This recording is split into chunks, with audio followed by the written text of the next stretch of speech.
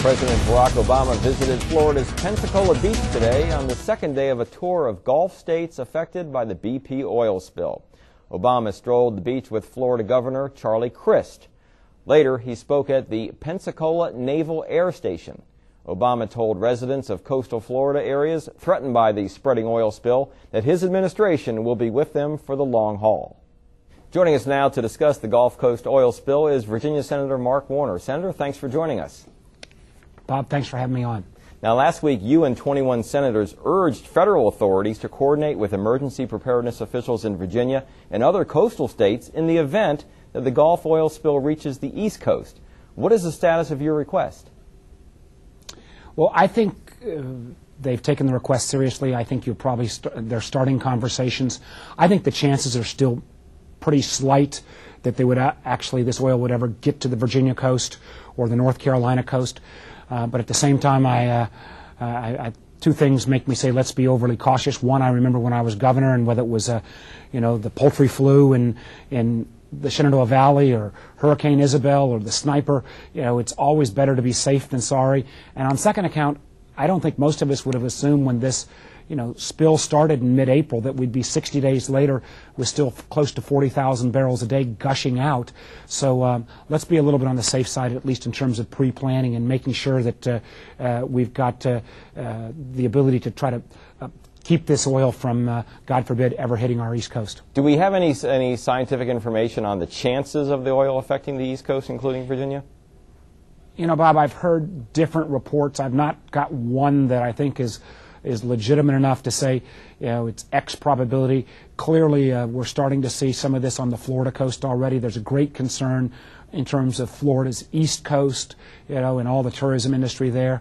I would argue that it's still a pretty slight chance, but there's nothing like a little bit of advanced planning and making sure that we're thinking through worst case scenarios, because at least so far in this tragedy, at every corner, it seems like the worst-case scenario is borne out. I mean, at first we thought it was only 5,000 barrels a day gushing out.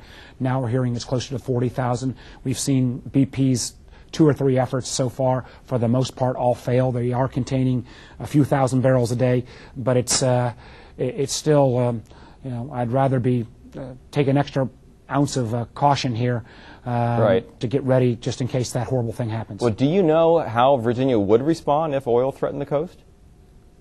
Well, I think what you would be talking about are skimming operations. I think you would be talking about, if there's ways to try to curtail the oil before it gets totally caught up in those currents that would bring us up further north. This is frankly one of the reasons why, we ask the experts now. Our job is a little bit to make sure the experts are put on notice and that planning is being done. Mm-hmm. I candidly think sometimes when politicians stick their nose in this too much and try to act like experts on areas they're not expert, they look foolish. And I'm going to acknowledge that I'm not an expert on the Gulf Stream, nor am I an expert on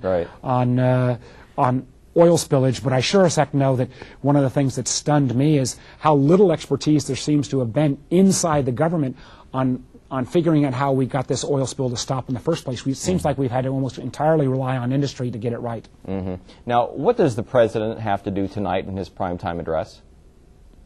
Well, I think the President has to give us 2 or 3 facts. One, what is the anticipated amount of time it will take to get this oil stopped, and what are the chances of the current containment efforts to being successful, number one. Number two, how are we going to make sure that those individuals and communities that are harmed, that there's going to be compensation for them in a timely manner, not the 15 years it took to sometimes get people paid off after the Exxon Valdez, and how we're going to make sure that the American taxpayer won't have to foot the bill.